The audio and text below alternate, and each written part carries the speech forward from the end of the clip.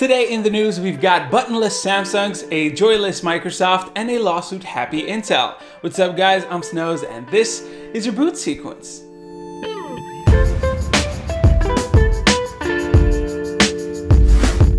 In smartphone news, it looks like Samsung wants to go buttonless. With the Galaxy S and the Note series, Samsung doesn't always go for the more extreme ideas.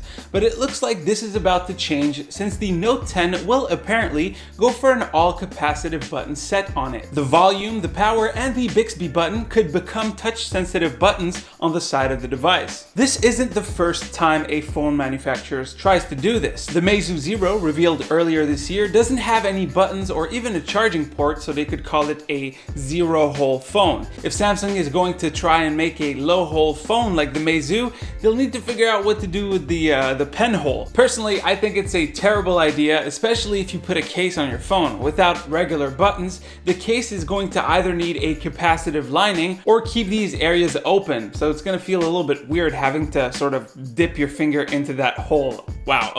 Just don't do this to the Note 10, Samsung. You have so many other phones you could try this on, like the Galaxy A70 with the 20x9-inch screen. That one could have that.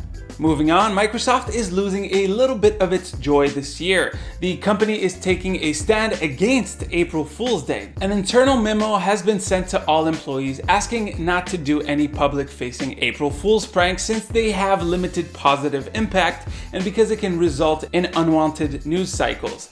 In fact, they went as far as to remove older April Fool's videos. I mean, sure, it can have a negative impact, like when Google added random Despicable Me minions to people's inbox in Gmail.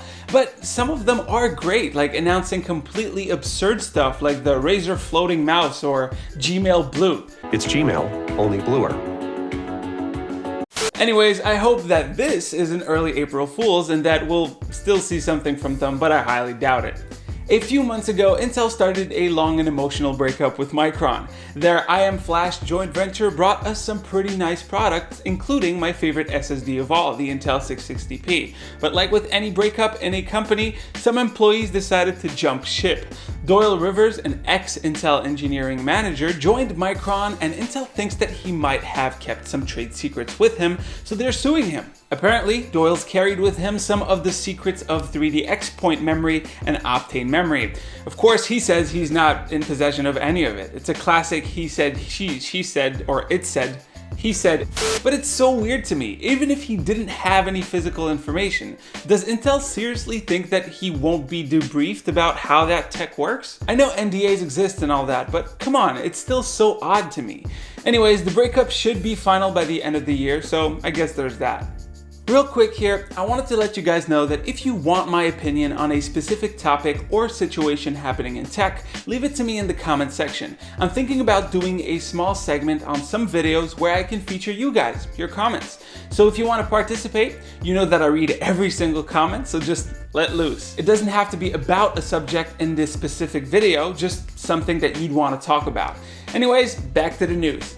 In gaming, CD Projekt Red, the makers of Cyberpunk 2077, have just said that E3 2019 will be their most important for the game. They promised surprises, but they aren't giving anything away. I wanted to talk about this because it's so hard for me to be excited about a game after the disaster that Crackdown 3 was. I know it's not the same game studio, but I mean, we've seen this happen way too often, and Crackdown 3 was just the nail in the coffin for me.